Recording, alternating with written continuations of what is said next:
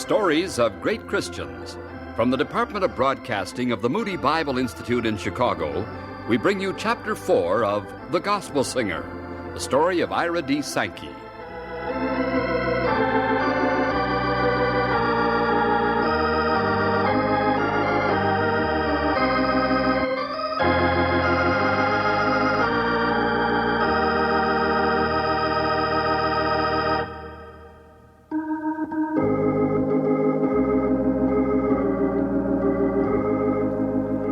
October 8th, 1871 will never be forgotten in Chicago.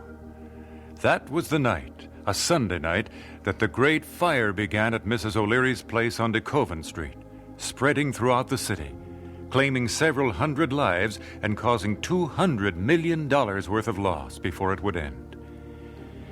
I did not know where Mr. Moody was. We had separated at Farwell Hall at the close of the Sunday evening service, as church bells and fire bells signaled the beginning of the tragedy. The destruction in the city was indescribable.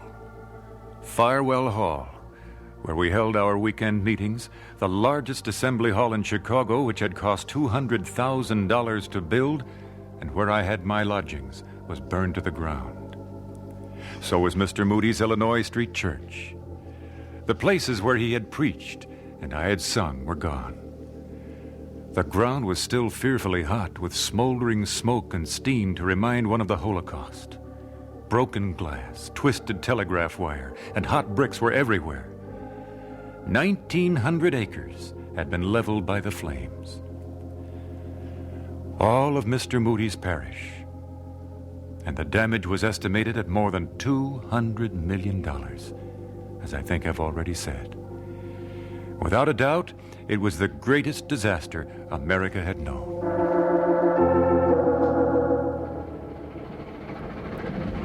Remarkably, some trains were still running.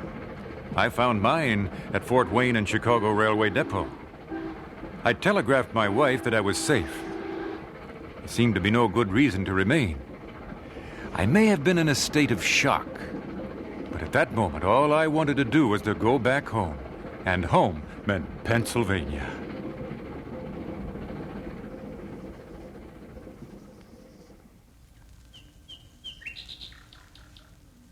Ira, you'll never know how frightened I was when I heard the news. I saved the Pittsburgh newspapers for you. You did get my telegram? Oh, yes, and thank you. Was it as terrible as they said? No newspaper can possibly describe what it was like. Fanny, it was a total, sweeping fire. Nearly the whole city. How's Mr. Moody and his family? Fanny, I don't know. God forgive me, I don't know where he is, how he is, or whether he's even alive. Do you understand? No, I don't. I should have stayed on. I should have tried to find him. But when I knew there was a train, I just left, along with all the other refugees. When did you see him last? That Sunday evening, the night of the fire. We parted at Farwell Hall. I went to help fight the fire. He wanted to come along, but I insisted he return home and take care of his family. That was wise. Their home was close to the Illinois Street Church, on the north side of the river. And Fanny, that whole area was leveled. I'm sure their home isn't standing. Oh, he may have left, just as you did. You could send him a telegram. Oh, but where would you send it? I've already sent one, and addressed it simply to D.L. Moody, Chicago. He's well enough known there. If he's anywhere near Chicago, I think it'll find him. That is, if he's alive. Oh, Ira, don't even think that. Fanny, where are those papers? I think I'd like to see them now. Perhaps there's some mention of Mr. Moody. Something perhaps you've overlooked.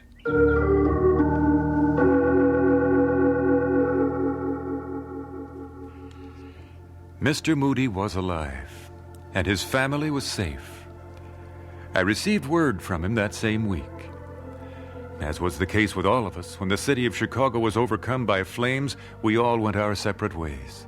The Moodys went toward the northwest and found a safe haven there. Soon there was another telegram, literally ordering me back to Chicago. Mr. Moody was building a new tabernacle, and I was needed. It's good to see you again, my friend. Amen. Is your family coming? I thought I'd better see how things were here first. That's wise. It was a bad time for many, many people. And you? I'm anxious to know what happened. Well, our home was destroyed, as flat as Farwell Hall. All I saved was my Bible, my family, and my reputation. Well, that's enough for which to be thankful. And I'm not so sure now about the reputation. Recognize that over there? Wait, that's the portrait Mr. Healy made of you. Yes. The one you had hanging in your living room. Emma obviously thinks a great deal of the picture. She was determined to take it. We had so many other important things to worry about in so little time. I can imagine. You should have seen us, Ira. We placed our dishes and silverware in the baby carriage. Children were with you? No, some friends had already taken them to safety. So here we were, pushing a baby carriage through the streets, trying to keep ahead of the fire, and also trying to manage that portrait. Mrs. Moody had her way. Well, Emma Revell Moody had to carry it. She'd cut the canvas out of the frame so it was a bit easier. Oh, but just think of it, Ira. If someone had stopped me on the street and said, "Well, hello, Moody, glad you escaped. Say, what's that you've saved and cling to so affectionately?" And I'd have to answer, "Friend, I happen to have saved my own picture." What a fine kettle of fish. One day, even you may be glad Mrs. Moody saved that picture. Well, we'll see. Well, you seem quite comfortable here. There must be a lot of construction of new homes going on. Let's go out and see some of it. Feel like a walk? Fine. Quite a few things to show you. Emma, we're going out. We'll be back presently. Grab your coat, Ira. It's getting a bit chilly. We'll have a look at the tabernacle, the North Side Tabernacle. I'm anxious to see it. It's just temporary, you know, 75 by 100 feet, but we'll be in it by Christmas. My word. Oh, we're working fast. Of course, I want to rebuild the church, and I have a piece of land in mind. Where? At the corner of Chicago Avenue and LaSalle. It's a nice corner lot, a bit on the outskirts of things, but it would do nicely. Oh, but that will take some money. In fact, I need $3,000 soon to complete the tabernacle. I suppose you've contacted some of your friends? Not all of them. Nathaniel S. Boughton is the man I really want to see. I've been trying to get to him for a whole week. And here he is coming toward us now on the other side of the street. This is the day which the Lord has made. Isn't he the president of the YMCA? Yes, and owns an iron foundry, builds things for the railroads, and fancy architectural iron. Fine man. Mr. Moody, fancy meeting you out here on the street. Sir, I've been looking for you. That's a happy coincidence. I've been looking for you, too.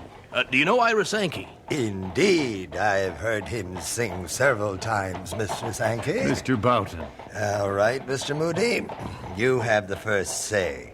Why have you been wanting to see me? Because I need $1,000 for the tabernacle, and I think you can help me. $1,000? Yes, sir. Mr. Moody, we've had a major disaster in Chicago. Business is at a standstill. Unless you're in construction, frankly, I don't have that kind of money to give. I wish I could. I believe in your work, but I don't have the cash to spare. You can borrow it. Sir? Mr. Boughton, your credit is a lot better than mine. Business will get better. More railroads will be built. Maybe they'll start using more iron in buildings. The fire certainly taught us something about better and safer construction of buildings. Let me understand you. You're asking me to borrow the money? Chicago will survive, Mr. Boughton. It will become a great city in our nation.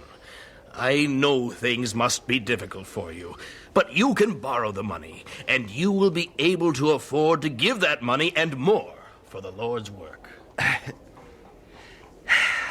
never met anyone like you in all my life. I'll send you a check in the morning. Thank you, sir. God will honor you for it. Well, Ira, this was a providential meeting, wasn't it? Just a minute, Mr. Moody. Don't leave yet. Remember, I also wanted to see you. I beg your pardon. I have something to ask you. Of course. I'd like to get $1,000 or more from you. I really don't understand. I'm a member of the Chicago Relief and Aid Society. Yes, I saw that in the paper. Chicago needs all kinds of help right now. We need someone to go out east to raise money for relief, for reconstruction, for all kinds of needed help. I'd like you to go to New York and Philadelphia just for a week or two. You want me to become a fundraiser? Yes. I am not sure that is my calling. What do you think of that, Mr. Sankey? Moody, you just got me to give you $1,000 I don't have. And you question whether you are a fundraiser?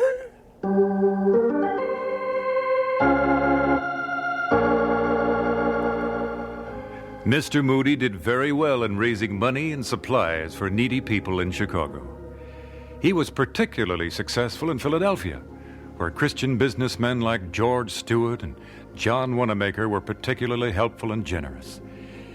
It was getting close to Christmas when he returned, in time to see the tabernacle completed, in time also to make a down payment on that corner lot at Chicago and LaSalle streets. He should have been radiant and exuberant. He wasn't. Sit down, Ira. Thank you. I shall have to wish you a Merry Christmas a day early. Oh, thank you again. I've left a gift or two for your little ones. Oh, you're too generous. When will you be moving your family to Chicago? Very soon now. I found the place we need. Good. Nice of you to stay for the service today. I wouldn't have missed it. It's a marvel, a miracle, that tabernacle was finished in time. Built in 2 months and 15 days. It is something of a record. You're leaving tonight? On the night train. Christmas should be spent with one's own family. Forgive me, D.L., but you seem preoccupied. Perhaps I am. There are 2 things I'd like to share with you. Things I've learned about myself. First of all, I've learned that I'm not a beggar. You're talking about being a fundraiser. I'm glad I was able to help. Many people here in Chicago will receive aid they wouldn't have had otherwise. And we began our ministry in the tabernacle today without being in debt. It wouldn't have happened if I hadn't asked people to give for a specific purpose. But, Ira, I don't have the heart for it. I'm burdened for things and people that are of so much greater importance. Well, I think I understand. I was so lonely and so weary of it all when I was in New York City. I hesitate to speak about it, but it got so bad that I went to my knees and simply asked God to fill me with His Spirit. I felt that was my greatest need. I had such hunger, such a craving for God's presence. And He answered me, Ira. I can't explain it, but it was a sacred experience. I think it will make a difference in me. I hope it will. I want to preach Christ, to lift Him up with love and concern. I hope you'll see a difference in me. And now there's still something else. Remember the night of the fire? How could I forget it? I didn't give an invitation. You asked the people to decide what they would do with Jesus. I remember distinctly. But I said think it over. I gave them a whole week, Ira. And for many of them, it was the last public opportunity they had to stand up for Jesus Christ. I will never, never do that again. I will never postpone the opportunity for decision. Are you with me in this? Amen. Amen.